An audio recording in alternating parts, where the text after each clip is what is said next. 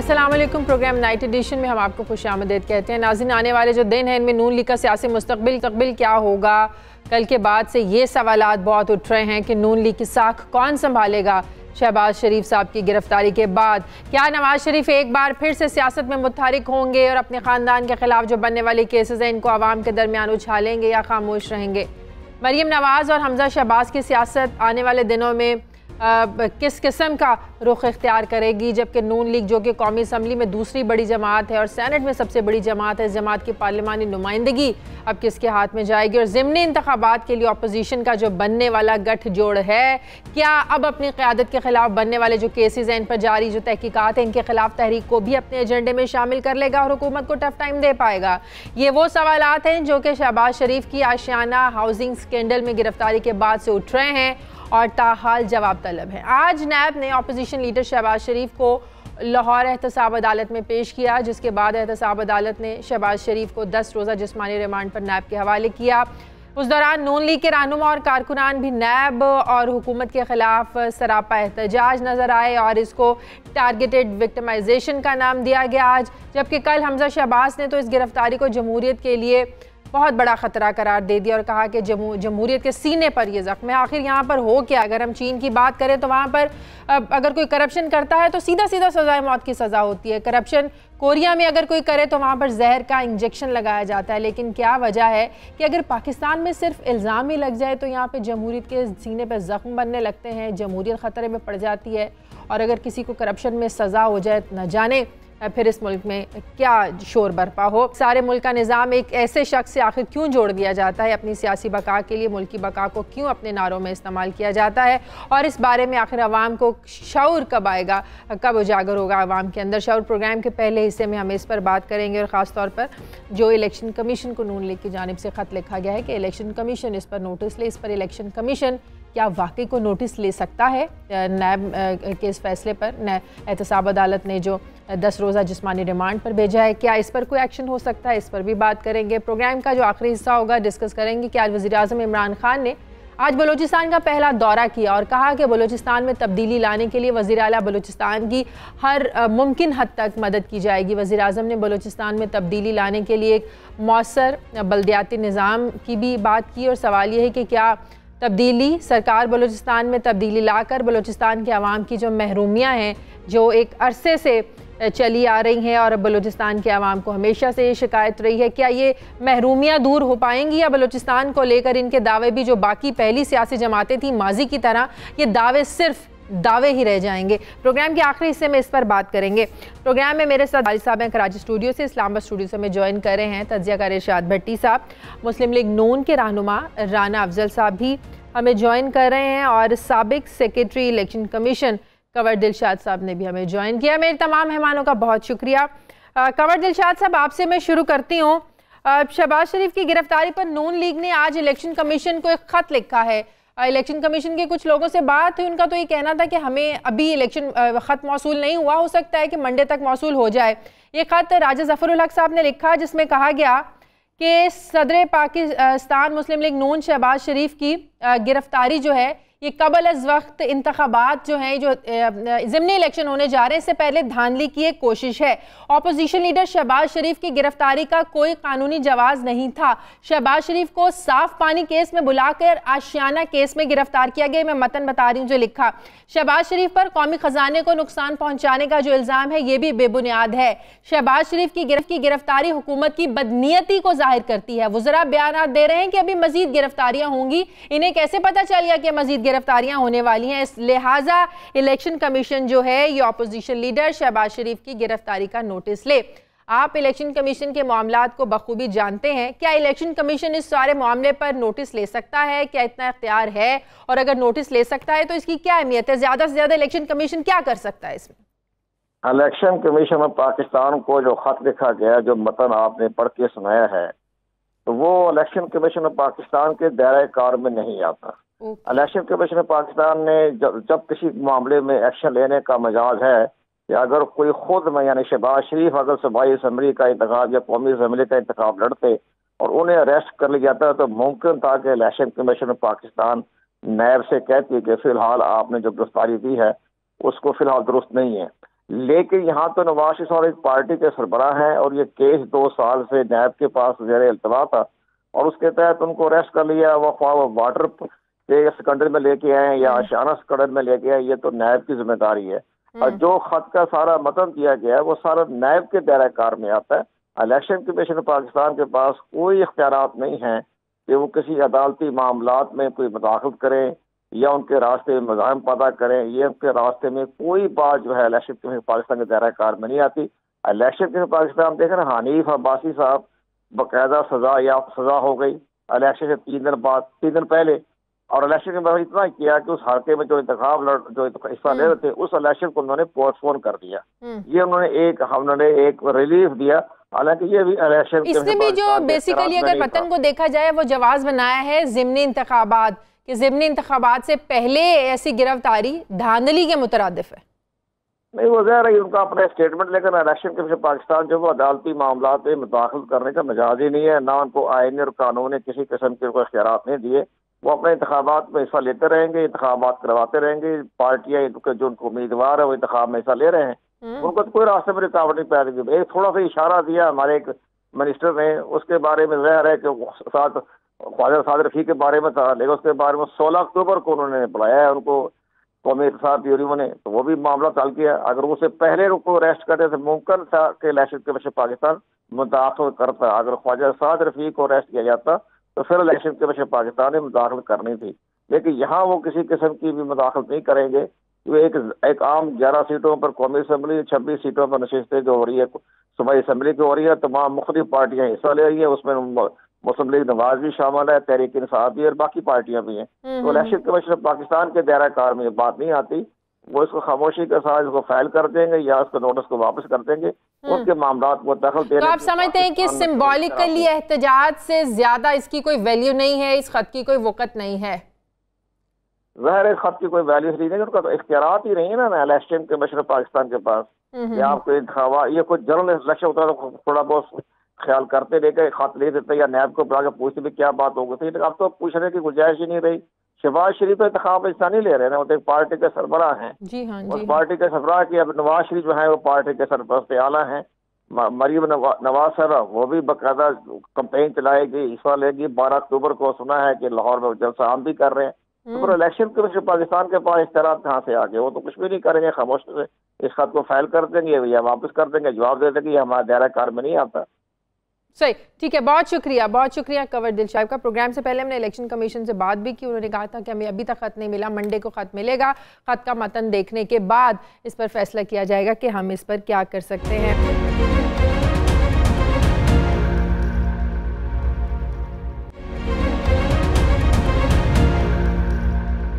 राना अफजल साहब, कल से जब से शहबाज शरीफ साहब की गिरफ्तारी हुई है, नून लीग सिर्फ एक ही जो है ना वो मंतक पेश कर रही है कि ज़िमनी इंतखाबात से पहले एक धांधली। ज़िमनी इंतखाबात को इससे क्यों जोड़ा जा रहा है? क्योंकि शहबाज शरीफ साहब जब वज़ीर आला था ये तो तब से ही केसेस चल रहे हैं, तब से ही वो नैब में पेशियां जो हैं वो भुगत रहे हैं, तो ज़िमनी इंतखाब से आप क्यों जोड़ रहे हैं इसको? देखिए, मेरा ख्याल है कि इसीलिए ज़िमनी इंतखाब से जोड़ रहे हैं कि अभी 10 दिन के लिए इनको क्या तकलीफ थी कि 10 दिन ये इंतजार नहीं कर सकते थे। यही वजह है कि 10 दिन अभी इन्होंने गिरफ्तार करना था, तो इसीलिए हम कह रहे हैं कि ज़िमनी इंतखाब से जोड़ा गया। कंवर दिलशाद साहब जो अभी बात कर रहे थे, तो इससे जाहिर ये हुआ कि पाकिस्तान में प्री पोल रिगिंग के खिलाफ हमारा इलेक्शन कमीशन इम्पोर्टेंट है, उनके पास कोई पावर नहीं है। जो प्री पोल रिगिंग है उसको आप डिफाइन कर दें कि इक्वल प्लेइंग फील्ड अगर किसी पार्टी को नहीं मिलता और एक पार्टी के साथ उसका माहौल खराब किया जाता है जैसे जनरल इलेक्शन में किया गया, तो हमारा इलेक्शन कमीशन तो फिर बेकार है। पोस्ट पोल रिगिंग के बारे में भी अभी तक कुछ नहीं हुआ। 22 घंटे 24 घंटे रिजल्ट लेट आए। अब एक पार्लियामेंट्री कमेटी बनी है, लेकिन इलेक्शन कमीशन ने क्या किया? फॉर्म 45 के पास था ही नहीं, वो उन्होंने वक्त पे नहीं दिया। और जो प्री पोल रिगिंग थी वो तमाशा लगा पाकिस्तान के अंदर। लेकिन आप इसका देखें ना, नैब का तो ज़िमनी इंतखाबात से कोई ताल्लुक नहीं है। नैब ने गिरफ्तार की, इस हुकूमत ने ना थोड़ी गिरफ्तार की है जो आप इल्जाम लगा रहे हैं। देखिए, ये सारी चीजें मिली जुली हैं। कैसे? सुप्रीम कोर्ट के चीफ जस्टिस ने इलेक्शन के दौरान कहा था कि अगर नैब कोई केसेस कर रही है तो इलेक्शन के दौरान वो गिरफ्तारियां नहीं होंगी, अभी भी अगर पाकिस्तान में 30-40 सीटों वो जनरल इलेक्शन के लिए था, तो ये एक बड़ा इलेक्शन है। वो जनरल इलेक्शन के लिए था और उस पर इम्प्लीमेंट भी हुआ। बाकी इलेक्शन के लिए क्यों नहीं हो सकता? ये आपकी हुकूमत 4 सीटों के ऊपर बनी हुई है और 11 सीटों पे इलेक्शन हो रहा है, तो आप पिटीशन और ये ले जनरल जाएं कोर्ट इलेक्शन में, से ज्यादा अहम इलेक्शन है। तो पिटीशन ले जाएं, दरखास्त ले जाएं। आपका मशवरा आ गया, आपका मशवरा आ गया, हम वहां चले जाएंगे, लेकिन ये जो माहौल पाकिस्तान के अंदर खराब हुआ है वो उसके जिम्मेदार कौन है? ये सारे मिले हुए हैं। ये आपका मतलब है कौन मिला हुआ है? इस पर मैं आपसे पूछना चाहूंगी, नैब का चेयरमैन कौन लगाता है? वो पीटीआई की हुकूमत ने तो नहीं लगाया, किसने मिलकर लगाया था? पीपल्स पार्टी ने, नून लीग ने मिलकर लगाया था। तो इमरान खान की हुकूमत के साथ नैब कैसे मिल गई? ऑपोजिशन की मुशावरत से लगा, तो ऑपोजिशन में क्या इमरान खान नहीं बैठे हुए थे उस वक्त? वो ऑपोजिशन का हिस्सा थे, ऑपोजिशन की सेकंड बड़ी जमात थे। मशवरे किए, कितने मशवरों से लगे, ये सब जानते हैं। ये प्राइम मिनिस्टर ऑपोजिशन लीडर ने मिलकर लगाया था। हम तो पार्लियामेंट में बैठे थे, हम लोग तो पार्लियामेंट में बैठे थे। ये ऑपोजिशन वाले इकट्ठे वॉकआउट किया करते थे, इनकी इकट्ठी प्लानिंग होती थी। आप कैसे कह सकती हैं कि उन्होंने आपस में मशावरत नहीं की? तो आप ये सारा जो मलबा पीटीआई की हुकूमत पर डाल रहे हैं। अब भट्टी साहब, नवाज शरीफ साहब जब 28 जुलाई को नाहल होते हैं, उस दिन से लेकर आज तक नैब पर बड़ी ज़्यादा तनकीद हुई कि नैब ने स्ट्रॉन्ग केस पेश नहीं किया, बड़ा कमज़ोर केस बनाया, जिसका नतीजा इस्लामाबाद हाई कोर्ट के फैसले की सूरत में निकला, जो उन्होंने कहा कि सब कुछ मफरूज़ों पर मबनी था। तो अब कहा जा रहा है कि नैब को इतनी जल्दी क्या पड़ गई कि नैब ने गिरफ्तारी कर ली शहबाज शरीफ की। नवाज शरीफ से तो कोई गिरफ्तारी नहीं की, उनकी इन्वेस्टिगेशन नहीं की। हसन हुसैन नवाज ने बिल्कुल एक ट्रिप लगाया हुआ था, कभी पाकिस्तान रहते थे, कभी जाते थे। नवाज शरीफ साहब का भी आना जाना लगा रहा था। अचानक नैब हरकत में क्यों आ गई, जिसकी वजह से आज अपोजिशन जमात ये समझ रही है, राना साहब भी आपके सामने बैठे यही कह रहे हैं कि शायद ये हुकूमत की कोई साजिश है, हुकूमत कोई सियासी इंतकाम ले रही है। देखिए, पहली बात तो ये है कि अब चूंकि नैब का कोई बंदा है नहीं, तो मैं माजरत करता हुआ अजीब सा लगता हूँ कि नैब के कहने पे कि मैं माजरत कर लूँ कि ये वाकई दुख देने वाली बातें हैं, ये ऐसी नहीं करनी चाहिए। ये गरीबों के लिए आप एक्टिव रहें, वो करते रहें, वो आप काम करते रहें। अमीरों के लिए कोई ज़रूरत नहीं, आपको क्या ज़रूरत पड़ी हुई है? वो आराम से जब सारे इलेक्शंस हो जाएंगे, जब सारे मरहले गुजर जाएंगे, तो पूछ लीजिएगा या घर जाके पूछ लीजिएगा कि जनाब आप पे ये इल्ज़ामात हैं, तो एक्सीलेंसी आप क्या कहना चाहते हैं? अगर आपकी तबा माइले बेकर्म है तो आप कोई जवाब देना चाहेंगे या नहीं देना चाहेंगे? देखिए, अब ये मान लीजिए प्लीज़ कि अब ये लंबी चौड़ी बहसें, ये मुबाहिसे, ये चीज़ ये ख़त्म हम नहीं। अब एक तो ये है कि हमारा कानून, हमारा जुडिशल सिस्टम, हमारी सोसाइटी इस काबिल नहीं रही कि किसी बड़े, किसी ताकतवर को वो लेके और फिर अकाउंटेबल करे। ये मियां मोहम्मद नवाज शरीफ के जो 69 दिन हैं ये काफ़ी हैं इसके लिए। अब ये है कि 2016 में पनामा आया। पनामा कोई साजिश नहीं थी। पनामा में अल्हम्दुलिल्लाह हमने जो फिल्में चलती देखी, जनाब स्पीकर कौमी असम्बली में खड़े होकर राना साहब के लीडर ने कहा ये हैं वो ज़राए जनाब स्पीकर जिनसे मैंने फ्लैट्स खरीदे। सुप्रीम कोर्ट में चले गए और कहा सियासी बयान है, एहतसाब अदालत में फरमाया कि मैनू तो पता ही कोई नहीं। अब मरियम साहबा ने फरमाया कि मैं बाहर क्या अंदर क्या, मेरी तो कोई जायदाद ही नहीं है। 84 करोड़ से डिक्लेयर किए। राना साहब जब शहबाज शरीफ साहब मैं आ रहा हूँ, सुन ले सुन लीजिए, मैं उधर भी आ जाता हूँ। अच्छा सुन लीजिएगा, देखे मैं आपकी, देखे मेरी जान, आप बड़े मेरे फेवरेट हैं। मैं ज़रा आपकी बात गौर से सुनिए, तवज्जो से सुनिए, थोड़ा सा सब्र कर लें। आप अपोजिशन में हैं, मैं मानता हूँ हल्की आंच पर आप हैं, लेकिन थोड़ा सा सुन लीजिएगा। अब ये है कि वो उन्होंने कहा मेरी तो बाहर और अंदर कोई जायदाद ही नहीं है। अल्हम्दुलिल्लाह, चलो ठीक हो गया। अब इसके बाद वो जायदाद भी निकल आ गई। बच्चों ने कहा अल्हम्दुलिल्लाह है। अच्छा, हमारा सिस्टम, हम सारे गलत हो गए, उन्होंने कोई करप्शन नहीं की। एक डेली मेल है अखबार, जो चीथड़ा अखबार नहीं है बरतानिया का, उसने लिखा है नवाज शरीफ साहब के बारे में कि ये पेंट हाउस बैरी कजाक हैं, इनकी और 21 और वो जायदादें भी सब निकाल दी और 5 ऑफशोर कंपनियां। मैं अभी तक तड़प रहा हूं कि मुझे पैसे होते, मेरे पास वीज़ा होता, मैं जाके उन पर ज़रा मुकदमा करता। मेरे महबूब कायद ने उन पर मुकदमा नहीं किया, चूंकि हम सारे रियाया हैं, हम सारे उनके रैयत हैं, हम सारे छोटे लोग हैं, हम सारे गरीब लोग हैं, हम बेबस लोग हैं, हम वो ड्रामों में आ जाते हैं। अल्हम्दुलिल्लाह अब आप अंदाज़ा करें कि 400 करोड़ लगाकर शहबाज शरीफ साहब कहते हैं कि मैंने एक बूंद साफ पानी की नहीं पहुंचाई। अब इससे बड़ा मैं क्या करूं? दामाद इश्तिहारी हो गए हैं। उन्होंने जिस तरह एक के बाद दूसरा, दूसरे के बाद तीसरा, तीसरे के बाद चौथे, जिस तरह उन्होंने वो पैसे की ये 15-15 लाख कंपनियां, 56 कंपनियां तो ये अलहदा रखें, आशियाना अलहदा रखें, सारा कुछ रखें। हाई कोर्ट में आ जाएं, हाई कोर्ट में मेरे हाई कोर्ट ने मुझे अपने हाई कोर्ट का फैसला कबूल है। ख्वाजा आसफ को उन्होंने एल किया, कबूल है, मैं नहीं समझता था। शेख रशीद को एल किया, कबूल है, मैं नहीं समझता था। इमरान खान को उन्होंने सादिक अमीन किया, मुझे मेरे बड़े डाउट्स थे, उन्होंने कर दिया, मुझे कबूल है। हाई कोर्ट में उन्होंने जालीपन की डेफिनेशन ही बदल दी है कि अगर कोई ट्रस्ट डीड जाली है तो क्या हुआ।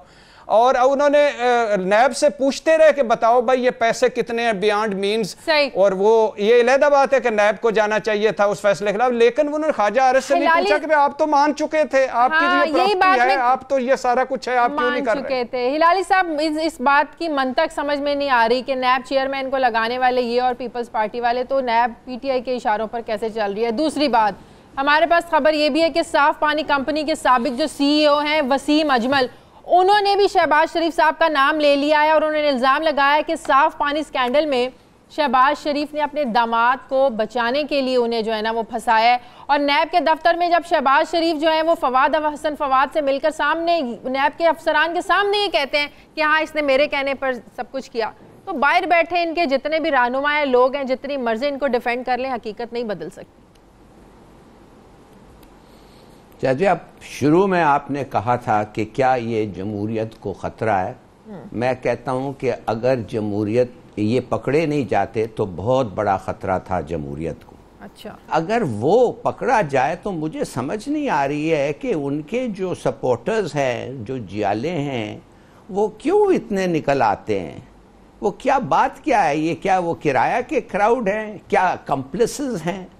अब आप देखिए तो सही सबूत क्या है। वो कहते हैं कि जी रिटर्न प्रूफ चाहिए। भाई फवाद हसन फवाद, जैसे आपने कहा था, रिटर्न प्रूफ भी है। हाँ। मगर जैसे आपने कहा था, फवाद हसन फहाद ने नवाज शरीफ साहब के सामने कहा कि आपने मुझे कहा था, ऑर्डर दिया था, और सुना है शहबाज शरीफ साहब ने हाँ कहा हाँ क्या मैंने तुम्हें ऑर्डर दिया था? उन्होंने कहा हाँ आपने दिया था।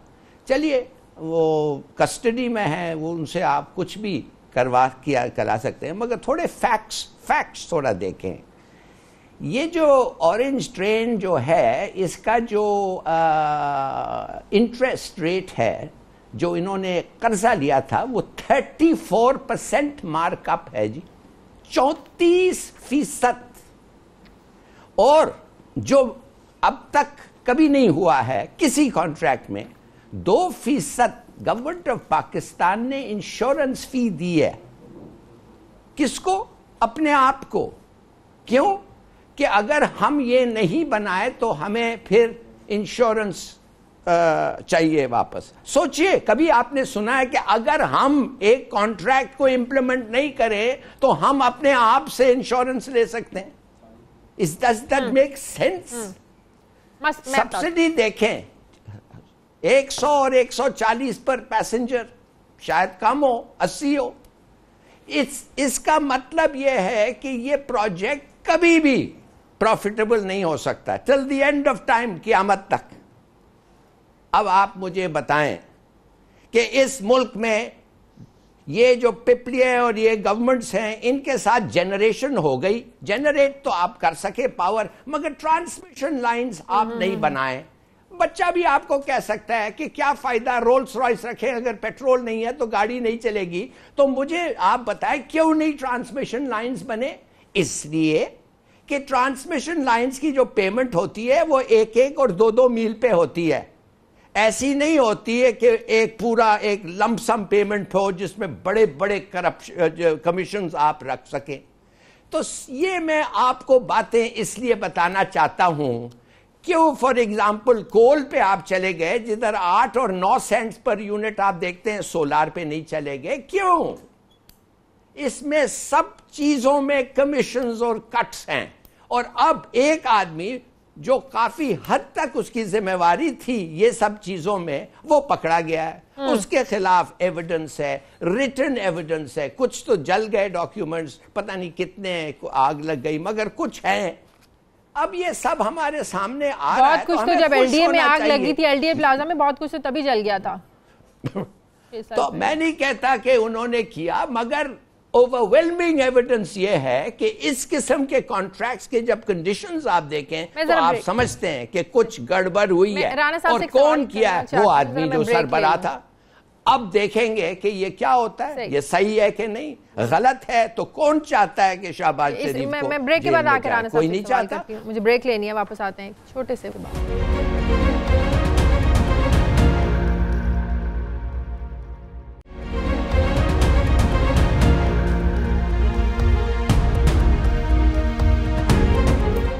ब्रेक के बाद खुशामदीद। राणा साहब, बड़ा एक सादा सा सवाल, वो ये कि नून लीग शहबाज शरीफ साहब की गिरफ्तारी पर इतना परेशान क्यों है? ये केस अगर देखें तो जो नवाज शरीफ और मरीम नवाज का जो केस था उससे बिल्कुल मुख्तलिफ था।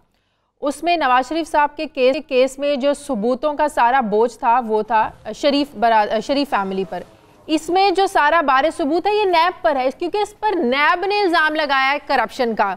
तो इसमें अगर जाहिर सी बात है, अगर नैब सबूत पेश नहीं कर सकी, अगर वाकई में शहबाज शरीफ साहब ने कोई करप्शन नहीं की है, तो जाहिर है फिर तो कोई सबूत भी नहीं होंगे, और अगर सबूत नहीं होंगे तो सजा नहीं मिलेगी। तो फिर आप लोग इतना परेशान क्यों? अगर वाकई करप्शन नहीं की तो जरा धीरे से, आराम से, कोई इतना फिर इसमें रिएक्ट करने की इतना क्या जरूरत है? सबूत नहीं होंगे तो बच जाएंगे वो।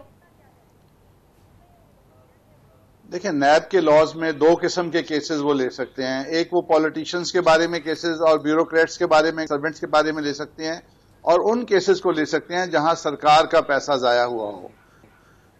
मेरे इल्म के मुताबिक इस प्रोजेक्ट में गवर्नमेंट का कोई पैसा इन्वॉल्व नहीं है। बहरहाल ये टेक्निकल चीजें हैं और इसको वकला खुद देख लेंगे, लेकिन जिस तरह एविडेंस की बहुत लंबी लाइन जफर हिलाली साहब ने बताई, अगर इतना एविडेंस मौजूद है तो फिर वसीम अजमल जैसे बंदे को 8 महीने क्यों लगे वादा माफ गवाह बनने में? अब फिर आज 3-4 महीने से वो जो दूसरे ब्यूरोक्रेट हैं चीमा साहब, आहद चीमा, उनको 4 महीनों से आहद चीमा को रखा हुआ है और अभी तक वो वादा माफ गवाह अभी तक इतला नहीं है कि वो बने हैं या नहीं बने हैं। बने फवाद हसन फवाद भी नहीं है साहब जो है, ये वो फवाद हसन फवाद जो है, ये सारे जो ब्यूरोक्रेट्स हैं ये बड़े नाजुक लोग होते हैं। इन्होंने कभी जिंदगी में अपना चाय का कप नहीं बनाया होता। इनके बूट पॉलिश करने वाले और लोग होते हैं, बैग उठाने वाले और लोग होते हैं। ये 2 घंटे 10 घंटे जेल में नहीं काट सकते। जब इनको जेल में बैठाएं वो कहेंगे अच्छा जी बताएं हमने क्या बयान देना है। तो अगर इन हालात के अंदर आपने, और रफर हिलाली साहब जानते हैं कि इनके वो कुलीग्स होते हैं ब्यूरोक्रेट्स, उनके क्या नखरा ठखरा होता है। नहीं तो आपका मतलब है जबरदस्ती उनसे बयान लिए जा रहे हैं। हमें ये शक है, हमें ये बिल्कुल शक है, वरना 8 महीने के बाद बयान आने की क्या जरूरत है?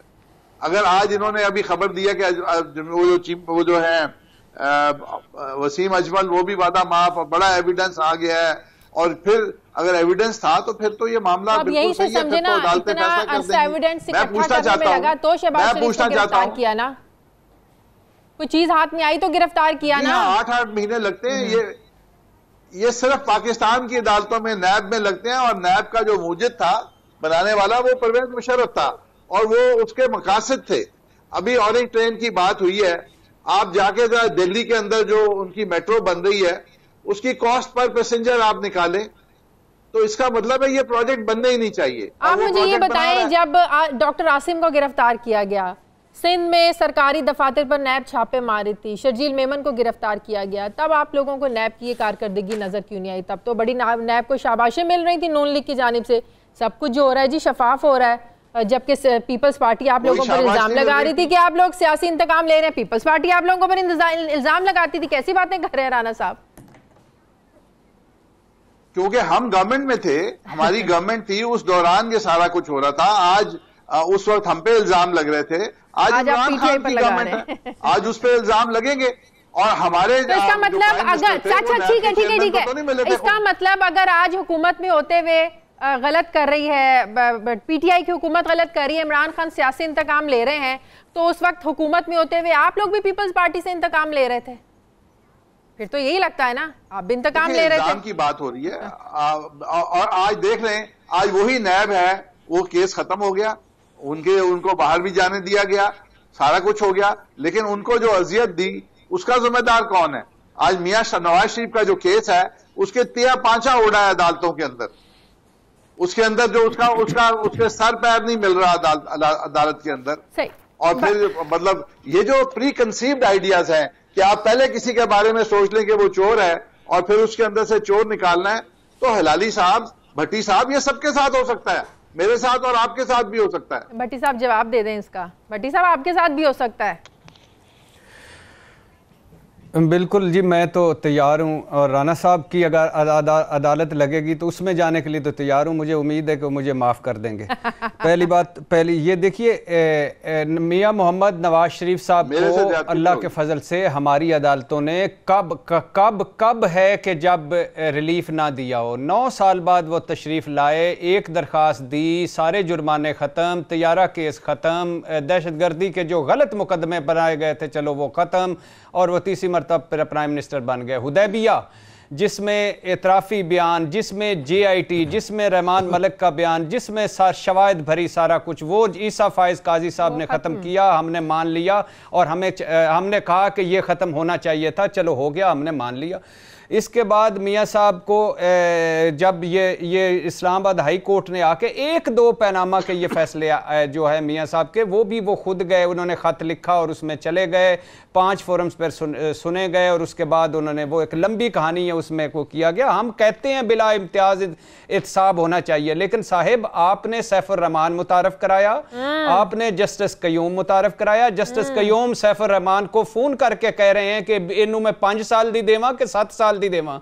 सैफुर रहमान कहते हैं 7 साल दी दे दो और जायदाद भी जब्त कर लो बेनज़ीर भुट्टो की। वो कहते हैं नहीं, इसमें हो नहीं सकती जायदाद जब्त, 5 साल दी देते हैं सजा, और उसके बाद मैं मियां साहब से माजरत कर लूंगा जाके। मैं अगर कहते हैं तो व्हाट्सएप कर देता हूं राना साहब को। ये जो है आप बात है करप्शन, मैं मान लेता हूं आपने किसी ने कोई करप्शन नहीं की, लेकिन पीपल्स वर्क्स प्रोग्राम में 26 अफसर 6 साल से किसी तकर्री के बगैर 35 लाख माहाना तनख्वाह ले रहे थे। अब वहां क्या करें? और इसके अलावा देखिए 3 अरब की गैस चोरी हो रही थी, आप बताएं आपने क्या किया? 10 अरब की बिजली चोरी हो रही थी, आपने क्या किया? 10 अरब की मनी लॉन्ड्रिंग का सुना जा रहा था, आपने क्या किया? सिर्फ एक बैंक ऑफ पंजाब के 50 अरब के लोग पैसा खा गए और वो स्टे पे जा रहे हैं। 26 अरब मुसाबतकी कमीशन ने जुर्माने की हुए, वो क्या किया? LNG जो टर्मिनल वज़ीर आज़म अब्बासी साहब ने दिया, 201 टर्मिनल मौजूद है, वो 54% सिर्फ यूज़ में है, 44% यूज़ में नहीं है। दूसरा टर्मिनल बनाया, $2,72,00,000 पर डे पर 15 साल के लिए मुआहदा कर लिया, टर्मिनल इस्तेमाल हो ना हो, और 3 अरब की जो डील थी वो 13 अरब में की। हम क्या करें, कैसे करें? आप कैसे अमीर बन गए मोटरसाइकिलों पर? आप मोटरसाइकिलों पर कैसे अमीर बन गए?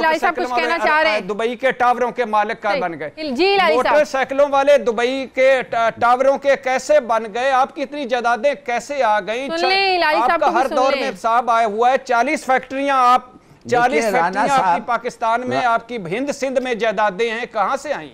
सुन लें जी लाली साहब। देखिए बात 2 चीजें मैं जल्दी से आपको बता दूं। इन्होंने ठीक बात की, सब्सिडी के बात की इन्होंने, और कहा कि हर मुल्क में एजुकेशन और हेल्थ और ट्रांसपोर्ट के सब्सिडीज होते हैं, बिल्कुल होते हैं, और subsidies over a long time वो फिट जाते हैं। ये ऐसा सब्सिडी दिया है कि बेहतर होता कि हर लाहौरी जो बैठता है आपके ट्रेन में, उसको आप एक स्कूटर खरीद के दे देते। अगर स्कूटर उसको खरीद के दे देते फिर भी ज्यादा सस्ता पड़ता निस्बतन। ये जो लॉस आपका हो रहा है 100 और 140 रुपया फी आदमी। मैं सिर्फ आपको ये कहना चाहता हूं, बहुत सारे लोगों के दिल में चोट है जिस तरीके से नवाज शरीफ और उनके जो साथियों हैं, ये 3 जो पकड़े गए हैं, और 1-2 जो अभी तक इमरान खान को भी पता नहीं है वो किस किस्म के लोग हैं, इसलिए कि उनको साथ रखा हुआ है। ये सबको इंशाल्लाह एक दिन रिवील होगा इनके बारे में। मैं जरा प्रोग्राम में ब्रेक ले लूं, ब्रेक के बाद जब वापस आएंगे बात करेंगे। वज़ीर आज़म इमरान खान ने आज कोयटा का दौरा किया, वहां पर बल्दियाती निज़ाम तब्दील करने की बात की, सवाल यह है कि क्या सिर्फ बल्दियाती निज़ाम बदलने से बलूचिस्तान की आवाम की जो महरूमियाँ हैं जो अरसे दराज से चलती आ रही हैं, क्या वो दूर हो पाएंगी? एक छोटे से वक्फे के बाद।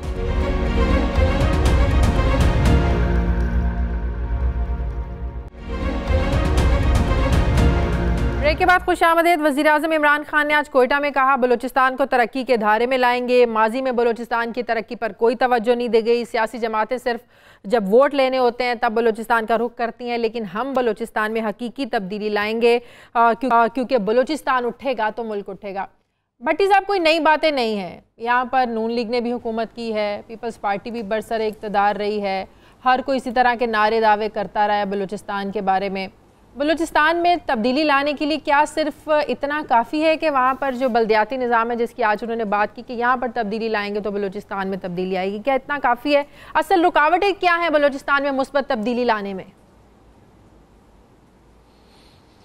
देखिए, पहली बात तो ये कि बल्दियाती इदारों को हर सूरत में, अगर आप जमहूरियत का नाम लेते हैं तो उनको हर सूरत में फ़ाल होना चाहिए, इख्तियारात मिलने चाहिए। और ये आपकी रिकॉर्ड पर है कि ये काम भी सुप्रीम कोर्ट ने करवाया था, वरना कोई नहीं किया था। और फिर जब उनको इख्तियारात मिले तो साथ कमिश्नरी निज़ाम भी उन्होंने बहाल कर दिया, इख्तियारात मिले ही कोई नहीं। MNAs MPS को फंड्स नहीं मिलने चाहिए, नीचे आना चाहिए और उनको मिलना चाहिए। लेकिन बलूचिस्तान की रुकावट वो खुद हैं। जब एक सेक्रेटरी के घर से अरब अरब रुपया निकलेगा, जब वो एक वज़ीर आला जो है वो गवादर का 1 करोड़ रोज़ाना के गरीब आदमी का पानी पी जाएगा, जब 800 अरब 5 सालों में मिलने के बाद भी कोयटा की सड़क ठीक नहीं होगी, जब आपके सरदार तलोर के और तितरों के शिकार खिलवाते रहेंगे शाम को और वो अपनी गाड़ियां और वो करते रहेंगे, तो कैसा हो सकता है? नहीं हो सकता। और ये बिल्कुल भी नहीं हो सकता जब तक वो अपनी हालत ना बदले। मैंने पिछले दिनों एक रिपोर्ट पढ़ी थी, वहाँ एक पूरे 2 डिस्ट्रिक्ट्स में बहुत आए पेशेंट जिनके सीने पर बड़ा दबाव था और बीमार थे और उनको पूरा जिस्म में उनका जिस्म में खारिशें थी। तो पता चला कि वो उनके पास उनको जो वर्ल्ड बैंक वाले वो दे गए थे वो सिरप खांसी का, उसके साथ वो रोटी खाते थे।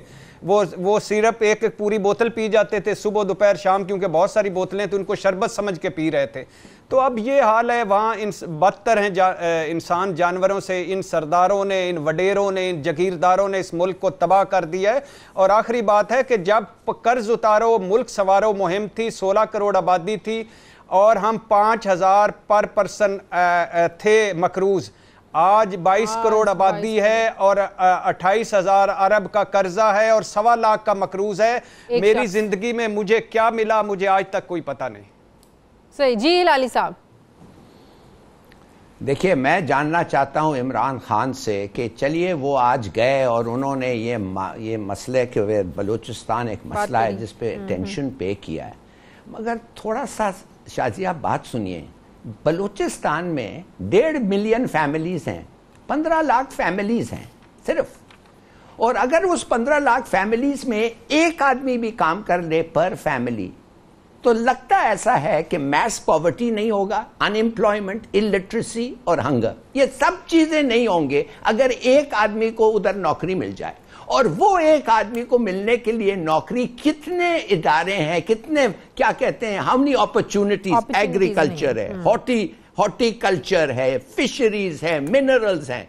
तो आप सोचिए तो सही, इन्होंने 15 लाख फैमिलीज में से एक पर फैमिली एम्प्लॉयमेंट नहीं दे सके। हालांकि 1952 से लेके 1982 तक 30 साल पूरा पाकिस्तान का गैस सुई से आता था। लेकिन आज तो वहां के लोगों को गैस ही नहीं मिलती, वहां के अपने लोगों को गैस नहीं मिलती। नहीं, अब तो खत्म हो गया है, अब तो खत्म हो गया है, इट्स फिनिश्ड। मगर आप सोचिए कि 30 साल आप उनसे गैस लें और कोई चीज आपने वापस नहीं किया। 91% ऑफ आपका गैस 69 तक आता था बलूचिस्तान पे।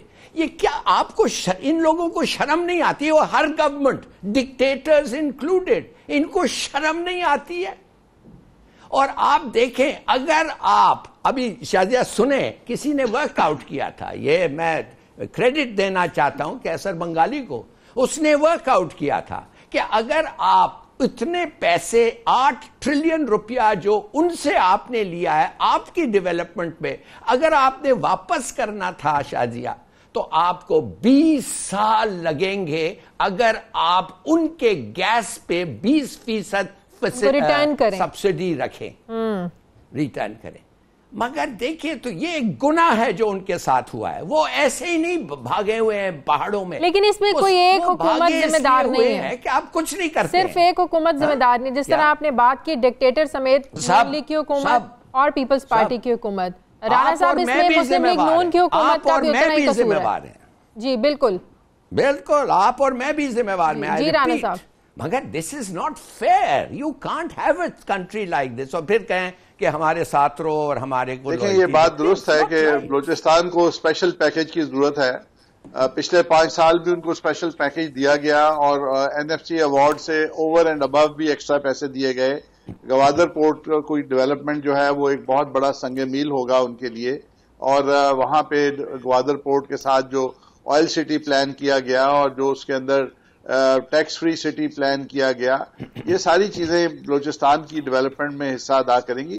लेकिन अभी 2-3 दिन पहले मैं अख्तर मेंगल साहब का इंटरव्यू, मैं भी उसी चैनल पे था, तो उनकी और भी मसाइल हैं, उनके मिसिंग पर्सनस के मसाइल हैं, उनकी रिकग्निशन के मसाइल हैं, उनकी डेमोग्राफी के मसाइल हैं, अपार्ट फ्रॉम फाइनेंशियल उनकी इस किस्म की भी सारी उनके सीपैक पर भी तहफुजात थे और स्टिल के तहफुजात हैं कि उनको उनका जायज हिस्सा नहीं मिल रहा, उसकी भी बात की आज प्राइम मिनिस्टर ने। सीपैक पर भी उनके तहफुजात। जी बिल्कुल।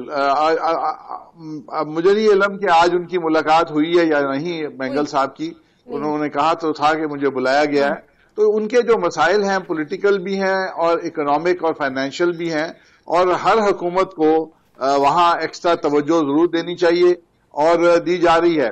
और ये जो हमारे दौर में बलूचिस्तान के थ्रू अफगानिस्तान को कराची से जोड़ा गया और फिर सीपैक की जो वेस्टर्न रूट है उनके कहने के ऊपर उसका एक एक्स्ट्रा रूट बनाया गया, थ्रू बलूचिस्तान बनाया गया, तो मैं समझता हूं कि हमारे दौर में बलूचिस्तान के लिए बड़ी अच्छी पैकेज दिए गए। मैं समझता हूं कि बलूचिस्तान, जैसे हिलाली साहब ने भी कहा, कि उनकी फंडिंग एक्स्ट्रा होनी चाहिए और उनकी जो डेवलपमेंट है और खास तौर पे उनकी जो एजुकेशनल और सोशल डेवलपमेंट है उसके लिए बहुत सारे फंड देने चाहिए। और अभी कच्ची कनाल की बात हुई है, अगर कच्ची कनाल भी ऑपरेशनल हो जाती है तो 8 लाख एकड़ अगर वहां पे सराब होती है जमीन, ये बहुत पुराना मंसूबा है, ये अगर पाया तकमील पहुंच जाता है तो वो भी बलूचिस्तान के अंदर एक बहुत बड़ी तब्दीली लेके आएगा। लेकिन हिलाली साहब, वहाँ पर भारत की इंटरफेरेंस रही, बलूचिस्तान की सरजमीन को इस्तेमाल किया गया, वहाँ के लोग बागी हुए, दुश्मनों ने उनको इस्तेमाल किया, ये इन सारे फैक्टर्स को भी इग्नोर नहीं किया जा सकता। शादिया इसलिए उन लोग ये वल्नरेबल हो गए हैं और हिंदुस्तान आके उनको पैसे दे के उछालता है। मैं तो कहता हूं अगर एक आदमी पर फैमिली 15 लाख से एक आदमी पर फैमिली के पास अगर रोजी होता तो शायद वो ऐसे नहीं होते। तो कहने की बात, तो रोजी देने के लिए आपको अपॉर्चुनिटीज चाहिए, आपको वहां पर फैक्ट्रीज लगानी चाहिए, आपको वहां पर काम इस तरह के करने चाहिए, कंस्ट्रक्टिव काम करने चाहिए ताकि लोगों को नौकरियां मिले, लोगों को मजदूरियां करने का मौका मिले। तो यही तरीके होते हैं ना कि आप लोगों में रोजगार को हवा से तो नहीं आएगा, आपको अपॉर्चुनिटीज क्रिएट करनी चाहिए।